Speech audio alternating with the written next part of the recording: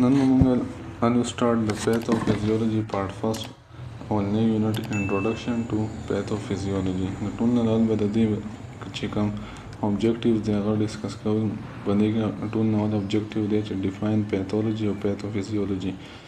بیا د pathophysiology differentiation د نور biomedical sciences سره. دینه پس بیا بیسیک کنسپټ دی د ډیزیز او د هغې د ډیولپمنټ په باره کې بیا 5 کم بیسیک ټرمینالوجیز چې دي د پیتوفیزیولوجي لکه پریویلنس شو، ایټیولوجي شو، پیتوجینیسس شو، کلینیکل مینیفیسټیشن او آوټکمز. دینه بیا موږ راځو د پیتولوجي ډیفینیشن ته. دې کې چې پیتولوجي یو ګریک ورډ دی، پیتوز چې د هغې مینینګ دی ډیزیز او لوجي مین سټډي. دا هغه برانچ دی د ساینس چې په کوم کې موږ د سټرکچر او فنکشن ابنارملیټیز مطلب چې په فنکشن یا په سټرکچر کې د باډي څه چینج راغلی دی او ډیزیز ته کاز شوی دی، د هغې چې موږ سټډي کوو نو هغې ته موږ پیتولوجي وایو. ډیزیز کازینګ به هله کېږي چې کله په هیوموسټیسس کې نارمل هیوموسټیسس د خپل نارمل حالت نه چینج شي نو هغه وخت کې به ډیزیز کاز کېږي. بیا د ډیفینیشن the study of structure and functional manifestation of disease. چې د ډیزیز د سټرکچر په باره کې چې د سټرکچر د چینج په چې یو سټرکچر چینج شوی دی د هغې په وجه ډیزیز کاز شوی د هغې په باره کې یا موږ سټډي وکړو، یا د یو فنکشن د باډي نارمل فنکشن چینج شوی دی او ډیزیز کاز کړی دی په باره کې موږ سټډي وکړو نو هغه به پیتولوجي. بل چې it is the science or study of disease and is essentially the backbone of pathophysiology. دا چې پیتولوجي چې کومه ده د پیتوفیزیولوجي بیکبون دی. مطلب دا چې کله موږ ته د باډي د پیتولوجي د ډیزیز د پیتولوجي په باره کې پته نه چې دا ډیزیز څنګه کاز شوی دی نو موږ د هغې د پیتوفیزیولوجي په باره کې بیا موږ ته انفارمیشن نشي میلاویدی. نو ځکه وایي چې موږ ته د ټول ډول پیتولوجي زده کول غواړي بیا د هغې نه پس په پیتوفیزیولوجي زده کولو کې به موږ ته انتهایي اساني. بیا دی هوموسټیسس. هوموسټیسس دوی داسې وایي چې کله هیومن باډي چې دا کانټینیوس خپل ځان په یو نارمل ایکویلیبریم سټیټ کې ساتي، چې کله دا ایکویلیبریم چې کوم دی دا ډسټرب شي نو د دې د وجې به ډیزیز کاز کېږي. نو دغه ایکویلیبریم ته چې دا کله باډي په خپل نارمل بیلنس ساتي د انوایرمنټ سره یا دننه خپل سیسټم سره نو دې ته موږ هوموسټیسس وایو. چې کله په دې کې چینج راشي یا دا ډسټرب شي نو دې په وجه باندې به بیا ډیزیز کاز. بیا د پیتولوجي خپل دوه سپیشلیټیز دی، یو اناټومیکل دی، یو په کلینیکل سایډ باندې. اناټومیکل پیتولوجي دا چې موږ د یو باډي اټاپسي وایو. اټاپسي مطلب یا پوسټ مارټم د یو ډیزیز د یو باډي ډیت شوی د هغې موږ کاز معلوموو چې دا ډیت ته څه په وجه شوی دی. دا موږ په اناټومیکل پیتولوجي کې سټډي کوو. بل کلینیکل پیتولوجي دا چې موږ د لیب سپیسیمن مطلب د یو باډي نه فلویډ والو یا څه ټیشو تی والو ابنارمل ټیشو یا نور کیمیکل تی والو فلویډ تی والو هغه مونږ تر مایکروسکوپ چیک کوو او هغه مونږ انالیسیس د هغې وکړو. نو دغه چې کوم دی دا کلینیکل پیتولوجي دی. څومره چې کوم لیب ټیسټ انویسټیګیشن دی هغه سی بي سی دا RFT LFT دا ټول چې کوم دی دا په کلینیکل پیتولوجي کې راځي. د دې پسې د برانچز آف اناټومیکل پیتولوجي. د اناټومیکل پیتولوجي کوم برانچز دي نو د دې نه لومړی جنرال پیتولوجي. It deals with the study of the common basic changes in all tissue as a result of disease. دا هغه سټډي ده چې موږ بیسیک چینجز وګورو په یو ټیشو کې یا په یو سیل کې چې د هغه د ډیزیز په وجه باندې راغلی، لکه سیل انجري شوي، ټراما مطلب RTA روډ ټرافیک اکسیډنټ شوی د هغې په وجه په سیل کې څه انجري راغلی هغه موږ سټډي کوو، یا نیکروسس شوی، یو اکسیډنټل سیل ډیت شوی، یا انفلیمیشن شوی د هغه چې موږ سټډي کوو دا په جنرال پیتولوجي کې راځي. بل د سیسټمیټک پیتولوجي دا وایي چې it deal with the study of morphological changes in an organ and particular system as a result of disease.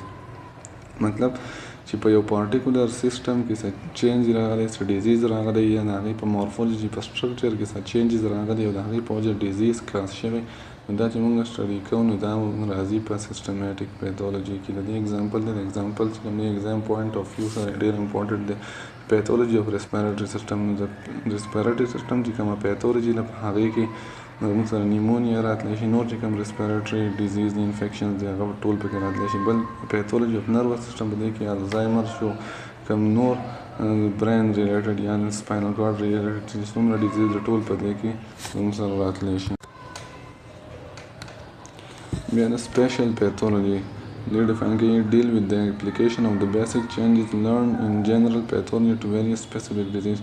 یو سپیسیفیک ډیزیز راغلی د هغې د لاسه چې کوم نور چینجز په باډي کې راغلي چې دا موږ سټډي کوو نو هغه په سپیشل پیتھولوجي کې مطلب ډایبټیز شوي دی یو کس ته او هغې د لاسه هغې ته اتیریوسکلیروسس شوی مطلب د هغه په آرټریز یا په وین کې څه پلیګ سر بلوکیج راغلی د ډایبټیز په وجه باندې نو دی چې کوم موږ سټډي کوو دا به په سپیشل پیتھولوجي کې راځي. بیا د ډایګنوسټیک پیتھولوجي یا هیسټو پیتھولوجي دا هغه برانچ دی د اناټومیکل پیتھولوجي چې په دې کې مونږ بایوپسي والو ټیشو یا یو سامپل والو هغه مونږ ترو مایکروسکوپ هغې ایگزامینیشن وکړو هغې ته مونږ وایو ډایګنوسټیک پیتھولوجي. بل cytopathology it deal with the study of cellular changes یا سیل مونږ والو هغې مونږ چینجز سټډي کوو چې په دې سیل کې څه چینجز راغلي دي هغه مونږ په سایټوپیتھولوجي کې سایټو مطلب سیل. سرجیکل پیتھولوجي دا ده چې مونږ دا هم د هیسټوپیتھولوجي چې کوم دی د هغې یو برانچ دی او د هغې یو بل دویم برانچ دی چې په دې کې مونږ د بایوپسي والو یو سامپل والو ترو سرجري او هغه د باډي د لیوینګ باډي نه ترو سرجري یو سامپل والو او هغه مونږ په لیب کې بیا په مایکروسکوپ په ذریعه مونږ چیک کړو نو هغې ته وایي سرجیکل پیتھولوجي. بل د پوسټ مارټم پیتھولوجي دا هغه پیتھولوجي یو برانچ دی چې کوم کې مونږ د ډیت کاز معلومو یو باډي ډیت شوی سډن ډیت شوی دی هغې مونږ کاز معلومو دې ته مونږ وایو پوسټ مارټم پیتھولوجي. په دې د دې دویم نوم دی اټوپسي او بل نوم دی نیکروپسي. دا دواړه نومونه ځان سره یاد ساتل پکار د ایگزام پوینټ آف ویو سره. بل دې هم سره پیتھوفیزیولوجي. پیتھوفیزیولوجي مطلب دا دی فیزیولوجي چې کوم دی نارمل باډي فنکشن ته وایي چې هغه مونږ سټډي کوو دا دی فیزیولوجي. پیتھو چې وسه راشي نو د ډیزیز چې کوم فنکشن دی مطلب یو باډي د ډیزیز اکر شوی دی د هغې په وجه چې کوم فنکشن چینج شوي دي دا چې مونږ سټډي کوو نو دا راځي پیتھوفیزیولوجي کې. پیتھوفیزیولوجي دوی وایي چې پیتھوفیزیولوجي از ماډرن انټیګریټیو بایومیډیکل ساینس چې کوم دی دا د پیتھولوجي چې کوم دی لږ ماډرن دی په دې کې مونږ د ډیزیز چې کوم میکانیزم دی هغه سټډي کوو چې دا ډیزیز څنګه سټارټ کیږي انیسیشن د دې څنګه کیږي بیا دا ډیولپ کیږي څنګه د ډیزیز چې کوم دی ډیولپمنټ څنګه سپریډ کیږي یا د دې بیا چې کوم ټریټمنټ دی هغه مونږ سټډي کوو چې دا ټریټمنټ سرجیکل هم کیدای شي او فارماکولوژیکل ټریټمنټ هم کیدای شي په انیملز کې یا په هیومنز کې یا په انیملز کې. یو پیتھوفیزیولوجي یې ډیفاین کړی چې د سټډي اف ابنورمل فنکشن ان د باډي and how disease process ورځي د ابنورمل فنکشن مونږ د باډي سټډي کوو او د ډیزیز پروسس سټډي کوو چې دا ډیزیز څنګه اکر کیږي د دې پروګنوسس د مخکې نور په ډیټیل سره دي چې کوم د ډیزیز چې کوم نور پروسس دي چې دا مونږ سټډي کوو نو دا راځي په پیتھوفیزیولوجي کې. دا اوس وایي چې why pathophysiology is important for nursing student مطلب د نرسنګ کې د پیتھوفیزیولوجي څه رول دی دا چې it helps them to find answer to important questions related to disease process. یو څو امپورټنټ کوېسچن دي د هغې مونږ د انسر راکولی شي پیتھوفیزیولوجي. لومړی خو دا یو دی چې what are the mechanism responsible for disease onset and progression and recovery چې کوم میکانیزم ریسپانسبل دی د ډیزیز د سټارټ کېدو دپاره بیا پروګنوسس د ډیزیز د خورېدو یا د هغې د ټیکېدو او دویم د هغې د ریکوري دپاره د پروګریشن مطلب چې ډیزیز څومره پروګرس کوي څومره په مخ کې روان دی او بل دا چې څومره ختمیږي. بل دا چې what are the mechanism responsible for development of symptoms and signs of disease چې هغه کوم aspects دي هغه کوم شیزونه دي د کوم په وجه باندې چې symptoms او signs چې کوم دي د ډیزیز هغه زموږ سره شو کېدای شي. یعنې مین ټاسکس آف پیتھوفیزیولوجي پیتھوفیزیولوجي ټاسکس دي څه کارونه دي د پیتھوفیزیولوجي دا دي چې to help students to understand the logic of life under pathological condition چې د پیتھولوژیکل کنډیشن کې د لایف څه لوجیک دی مطلب لایف څه ریسپانس شو کوي کله چې یو انسان ته یا یو انیمل ته ډیزیز نو په هغه خپل څه ریسپانس شو کوي د ډیزیز ته. بل دا چې مونږ د ډیزیز چې کوم میکانیزم دی هغه هم په دې کې سټډي کوو. what the basic concept of disease and its development بلې ټول نه ول دی چې ډیزیز څه ته وایي. نو د آکسفورډ ډکشنري یو ډیفینیشن راغلی چې ډیزیز از ا کنډیشن of body or some part of organ of the body in which its function are disrupted or deranged. دا هغه کنډیشن دی چې په کوم کې د باډي یا د باډي یو پارټ چې کوم دی سم پارټ آف د باډي یا یو ارګن یو پارټ چې کوم دی هغه خپل نارمل رینج نه چې ډسرپټډ شي یا د خپل نارمل رینج نه ډیرینج شي نو هغه چې کوم دی هغې ته ډیزیز وایي. یو فرام ایکولوژیکل پوینټ آف ویو مطلب د انوایرمنټ پوینټ آف ویو سره موږ وګورو نو ډیزیز داسې ډیفاین کیږي چې به یو کس په ځان په انوایرمنټ کې نشي اډاپټ کولی نشي اډجسټ کولی نو دلته چې کوم دی دلته هم ډیزیز کیدی شي دی هم روغ لکه خپل صحتمند نه دی بلکې دی هم بیمار دی. بل د ټرم ډیزیز لیټرلی میز وداوټ ایز مطلب دی چې کوم دی ډیس مطلب نو ایز مین کمفورټ مطلب د دې هم دا مطلب دی چې لیټرلی کې یو کس ته کمفورټ نه په خپل لایف کې نو هغه چې کوم دی هغه ته خامخا ډیزیز دی یا څه شی یو څه ناسه د هغه سره چې کوم دی غلط روان دي مطلب something is wrong with the bodily function د باډي کې خامخا څه ناسه غلط روان دي نو د دې په وجه باندې چې کوم دی هغه ته هغه کمفورټ چې کوم په لایف کې دی هغه ته نه میلاویږي. بل دی ډیزیز ایټیولوژي مطلب چې what are the possible causes for a disease د ډیزیز possible causes چې د څه په وجه د ډیزیز کاز کیږي. لیکن اول دی ایټیولوژیکل فیکټر the factor that cause the disease and determine the clinical features of the disease. Etiological factors include predisposing and precipitating factor which contribute to the onset of disease. The etiological factor چې کوم دی دا clinical features دي چې کوم موږ ته د ډیزیز په باره کې انفارمیشن راکوي چې دا ډیزیز څنګه کاز شوی دی او د څه په وجه باندې دا کاز کیږي. بیا بل چې کوم دی دوه فیکټرز دي په ایټیولوژیکل فیکټر یو predisposing یو precipitating factor دی چې کوم مخکې سلایډز کې دي د ډیټیل دی. بل among the etiological factor a wide range of extrinsic factor in the environment and intrinsic factor in the body must be considered. کوم دی ایټیولوژیکل فیکټر کې موږ دوه خبرې بیا کوو چې یو ایکسټرنزیک فیکټر مطلب انوایرمنټ بل انټرنزیک فیکټر دی کوم چې په باډي کې دننه ایکسټرنزیک فیکټر اگزامپل دا دی یو کس چې کوم دی هغه فیکټري ورکر دی نو هغه به ټاکسین ته زیات چې کوم دی مخامخ کېږي ایکسپوجر به ټاکسین ته سیوا کېږي نو د هغې په وجه باندې هغه ته چانسز د لنګ کینسر سیوا دي. بل انټرنزیک فیکټر کې موږ واخلو چې یو کس دی هغه ایمیونو سپریسنټ دی مطلب ایمیون سیستم یې کمپرومایز دی نو هغه دا یو د هغه د باډي دننه یو فیکټر دی کوم چې هغه ډیزیز ته پرون کړی دی. بیا there may be more than one causes of disease مطلب د ډیزیز د یو نه سیوا هم کازز کېدی شي. دلته اگزامپل ورکړی چې یو پرسن دی چې کوم دی های بلډ پریشر دی ولې های بلډ پریشر دی نو د هغې کې ملټیپل چې کوم ریزن دی هغې خو ولې دی چې یو خو د فیملی هسټري ده بل دی اوور ویټ دی ویټ هم سیوا دی بل ایکسرسایز هم نه کوي او بل دا چې د بیډ ایټینګ مطلب جنک فوډ او فاسټ فوډ چې کوم دی د هغه هم کنزمپشن کوي نو د دې په وجه دا دومره فیکټر چې کوم دی دا د ډېر ډیزیز په باره کې راغلی دی. بل دی predisposing یا non modifiable factors دا هغه د function of this factor is to intensify the effect مطلب دا چې کوم د ډیزیز کوم افیکټ دی هغه به ښه نور سیوا کوي یا د دې کوم کازټیو فیکټر چې کوم افیکټ دی هغه به هم سیوا کوي چې هغه څه وکړي چې دا ډیزیز نور هم پروموټ کړي او نور هم ډیولپ کړي. په دې کې اگزامپل کې ورکړی دی چې جینډر موږ داسې اخیستی شو چې په predisposing factor کې چې کوم فیمیل دی هغو ته زیات چانسز دي د breast cancer than male. بل ایج چې کوم دی ایج دا دی چې کله کوم elderly کوم کسان چې دي اوور ایج چې کوم دي هغوی ته زیات چانسز شته د ارترایټس په نسبت ته ځوان کس. بل جینیټیک بیک ګراوند دا دی چې کوم داسې کس چې هغه په جینیټیک په هیریډیټي کې اباو اجداد کې ډایبټیز وي نو هغه ته هم زیات چانسز شته چې هغه ته هم ډایبټیز وشي. بل انوایرمنټل کنډیشن دا دی چې یو کس څنګه چې مخکې اگزامپل کې تیر شو چې یو ټاکسین د ایکسپوجر د هغه زیات کېږي نو هغه ته هم چانس ده چې هغه ته ډیزیز کاز شي مطلب یا لنګ کینسر وغیره چې څومره ډیزیز دي هغه ته د کاز شي. نو دا چې کوم دي دا هغه فیکټر دي کوم چې دا کازټینګ فیکټر چې کوم دي کازینګ فیکټر د ډیزیز چې کوم دي هغه نور هم پروموټ کوي. بل د precipitating یا triggering factor. These factors promote the development of disease and influence the timing of illness onset.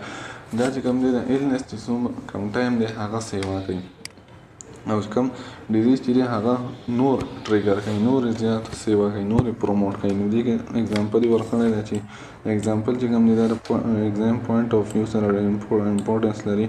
بل ایموشنل چینجز دې کې د انجاینا چې کوم چیسټ پین دی هغې اگزامپل یې ورکړی چې کله یو کس ایموشنل چینجز وکړي راشي یا ټمپریچر یا ایکسرسایز وکړي هیوي ایکسرسایز وکړي نو هغه ته انجاینا کیدای شي. کم هارټ مسل دی هغه به زیات اکسیجن غواړي د سټرس په وجه یا د ټمپریچر په وجه یا د هیوي ایکسرسایز په وجه نو هغه نه انجاینا چانس کیدای شي. بل risk factor. Any attribute, characteristic or exposure of an individual that increase the likelihood of developing a disease. دا هغه فیکټر دی د کم په وجه یا هغه اټیټیوډ دی یا هغه اټریبیوټ یا هغه کریکټریسټکس دی یا هغه ایکسپوجر دی کم چې د ډیزیز د کاز کولو لپاره راتلی شي، چې کم چې موږ ته ډیزیز کاز کولی شي، کم چې باډي ریسک ته اچوي د ډیزیز کاز کولو لپاره. دې کې امپورټنټ ریسک فیکټر دی چې انډر ویټ داسې دی چې یو کس انډر ویټ نو هغه چې کوم نیوټریشن هغه به پروپر نه وي. انسیف سیکس مطلب د انسیف سیکس کوي نو د دې په وجه باندې به دته چې کوم سیکچولی ټرانسمیټډ ډیزیز دی هغې چانسز به ورته وي. های بلډ پریشر چې کوم ایکسرسایز نه کوي د دې په وجه به دته های بلډ پریشر یا های بلډ پریشر نو دته د کارډیوواسکولر یا چې کوم دی د سټروک چې کوم دی د هغې خطر ورته کېدای. ټوبیکو یا الکوهل کنزمشن کې د کینسر، لنګ کینسر یا نور لیور کینسر خطر ورته هم کېدای شي. بل انسیف واټر چې څوک استعمالوي دته د په دې ریسک فیکټر کې دی چې دته ډایریا وشي یا پور سینیټیشن په وجه باندې ټایفاید شو یا او کوم هایجین خیال نه ساتي دې په وجه کوم څومره ډیزیز دی هغه دته کاز کېدای شي. بیا ایټیولوژیکل کلاسیفیکیشن اف ډیزیز. کوم ډیزیز چې دی دا د ایټیولوژي په بیسس باندې کلاسیفای کړي نو وایي ټول نه اول دی انهیریټډ اور فیملیل ډیزیز. دا هغه ډیزیز دی کوم چې د پیرنټ نه آفسپرینګ ته راځي یا د مور نه راځي یا د پلار نه یا د دواړو نه. په دې کې د سیکل سیل انیمیا هغه ده چې کله د ریډ بلډ سیلز چې کوم دي د سیکل د لور په شکل کې شي او کوم پروپر فنکشن نشي کولی دا دې ته وایي سیکل سیل انیمیا. دا په جینز چې کوم چینج راشي د هغې په وجه باندې دا ډیزیز کاز کیږي. بل دی کانجنیټل ډیزیز. کانجنیټل ډیزیز هغه دی چې دا پریزنټ ایټ ا برث مطلب یو ماشوم پیدا شو په دغه وخت کې د کوم ډیزیز کاز کیږي پیدایشي نو دغه ته موږ کانجنیټل ډیزیز وایو. دیز ډیزیز may or may not be inherited. دا یا انهریټډ کیدای شي یا د ابا و اجداد نه راتلی شي یا دته د نور څه وجې نه راتلی شي. They must just be caused by a birth defect. دا یو برث ډیفیکټ مطلب د پیدایش سره راتلی شي. مطلب یا دې کې اگزامپل د نیورال ټیوب ډیفیکټ شو چې مور فولیک اسید نه لري د دې په وجه باندې به کوم بیبي دی د چې کوم نیورال ټیوب دی هغه به کولو پاتې کېږي، کوم سپاینل کارډ دی هغه به صحیح نه جوړېږي. دې کې بیا یو پوینټ لیکلی دی چې not all hereditary disease present are congenital.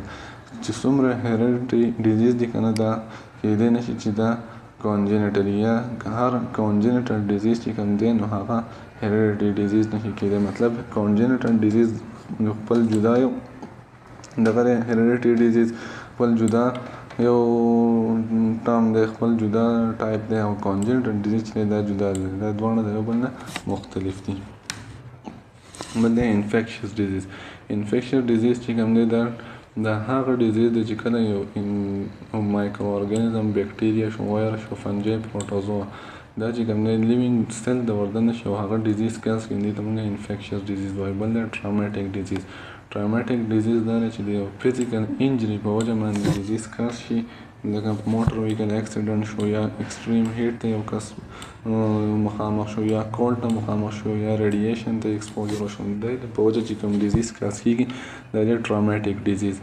بل degenerative disease. These are the caused by the degeneration of some tissue of the body. The body tissues چې کوم دي د هغې degeneration د هغې ختمېدل خوړل شروع شي دا چې کوم body tissue دی هغه به ختمېدو شروع شي نو دغې ته مونږ وایو degenerative disease. دی usually کوم د degenerative disease چې کوم دي دا د ایج سره راتلی شي. example دی osteoporosis مطلب د هډوکي چې کوم دي دا soft شي دا کم کیلشیم چې دی هغه د دې نه استعمال شي کله چې عمر ورو سیوا کېږي. بل دی اوسټیو ارترایټس کوم په جوینټ کې چې کوم لیګمنټس لګېدلي هغه د یو د هغه د استعمال سره خراب شي او ختم شي نو دغې ته مونږ اوسټیو ارترایټس وایو. د دې بل اگزامپل الزهایمر ډیزیز هم دی کوم چې برین سیلز دی هغه ورو په ختمېدو سره شروع کړي د ایج سره دغې ته هم ډیجنریټیو ډیزیز وایي.